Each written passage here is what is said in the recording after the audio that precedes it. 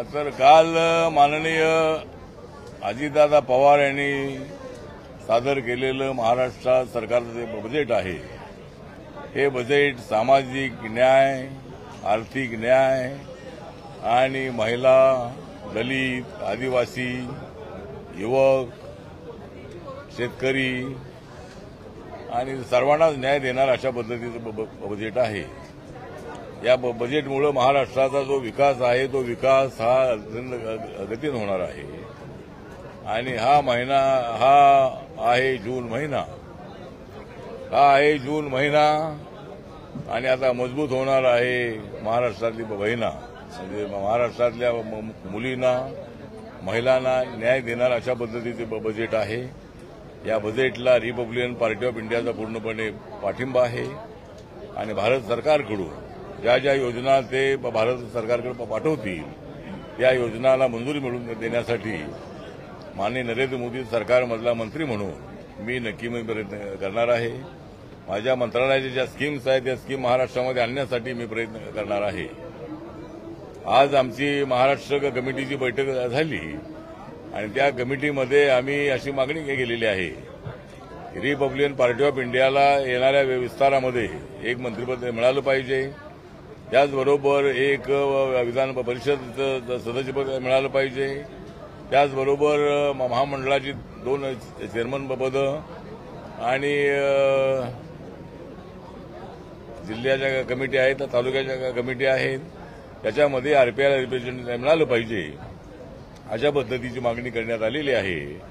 आणि माननीय देवेंद्र फडणवीस जे आमचे महायुतीचे नेते आहेत ते तर बीजेपी बरोबर आमचा अलायन्स आहे, त्यानंतर आता माननीय एकनाथ शिंदे जी मुख्यमंत्री आहेत, अजितदादा पवार आहेत, या सर्वांची बोलून रिपब्लिकन पक्षाने लोकसभेच्या निवडणुकीमध्ये अत्यंत प्रामाणिकपणाने काम केलेलं आहे।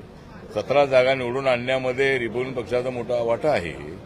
ज्या काही जागा आपल्या काय हरल्या, अजूनही जागा आम्हाला 40 पर्यंत मिळायला हव्या होत्या, पण संविधानाचा जो मुद्दा आहे तो मुद्दा विरोधकांनी मोठ्या प्रमाणामध्ये लोकांच्या मध्ये संभ्रम निर्माण करण्यासाठी ठेवला आणि हे लोक सत्तेवर आले तरी संविधान बदलतील अशा पद्धतीचा संभ्रम निर्माण केल्यामुळं आम्हाला काही प्रमाणामध्ये अपयश जरी आलेलं असलं तरी येणाऱ्या विधानसभेच्या निवडणुकीमध्ये आम्ही ठराव केलेला आहे की रिपब्लिकन पार्टी ऑफ इंडिया हा जो पक्ष आहे, हा पक्ष दलितांची जी मतं आहेत ही मतं लोकसभेमध्ये थोडी जिकडे तिकडे काय झाली होती, ही सगळी मतं महायुतीच्या बाजूला वळवण्याचा प्रयत्न आरपीआयच्या माध्यमातून आम्ही करणार आहोत।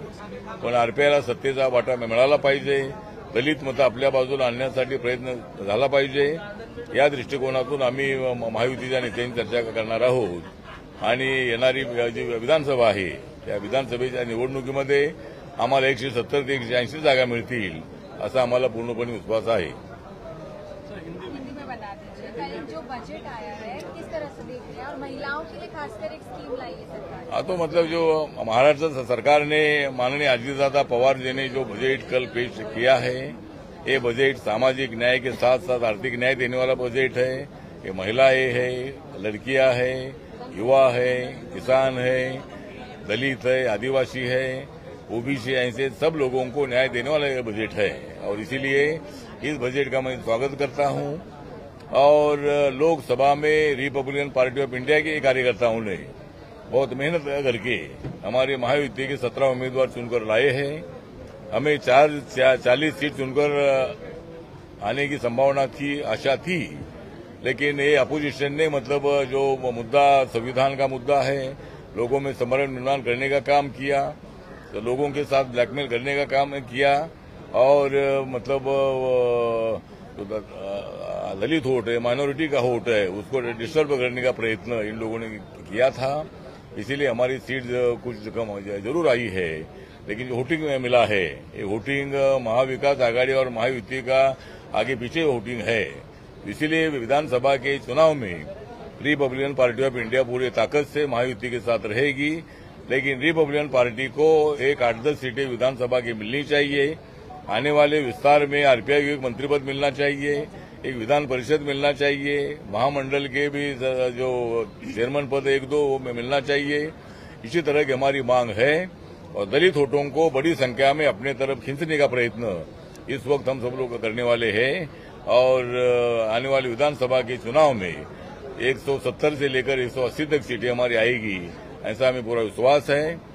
माननीय एकनाथ शिंदे जी और देवेंद्र फडणवीस जी, अजय दादा पवार जी, आरपीआई और हमारी जो मित्र पार्टी के सभी हमारे नेता लोग हैं, ये हम सब लोग एक स्ट्रैटेजी तैयार करेंगे और आने वाले विधानसभा के चुनाव में महायुति की सरकार आएगी। सर, विपक्ष ने कहा है चादर लगी फटने तो खैरात लगी बटने। हाँ, मतलब बजट को लेकर कहा है चादर लगी फटने तो खैरात लगी बटने। इस पे आप क्या कहेंगे? क्या बोले? चादर लगी फटने तो खैरात लगी बटने। बजट को लेकर कहा है। विरोधी पक्षाने बजेटवर बोलले, खैरात वाटली म्हणजे बजेटसाठी. की चादर लगी फटणे हाँ? खैरात लगे बाटणे. चादर लगी बजेट फटणे जाहीर केलं ना का तो खैरात लगे खैरात लगे बाटणे खैरात वाटरे असं नहीं, चद्दर हमारी फटने वाली नहीं है और देवेंद्र फडणवीस भी हटने वाले नहीं है। मतलब वो कुछ भी आरोप करे, लेकिन हम उसको बांटने काम नहीं कर रहे हैं। हम तो मतलब लोगों की सेवा कर रहे हैं, हम लोगों का विकास कर रहे हैं और इसीलिए मतलब हमें जरूर मतलब सत्ता मिलने वाली है। विरोधक लोग कोई भी आरोप करते रहे, लेकिन हमारी महायुति मजबूत है। हम सब लोग एक साथ लड़ेंगे और आगे आगे बढ़ेंगे।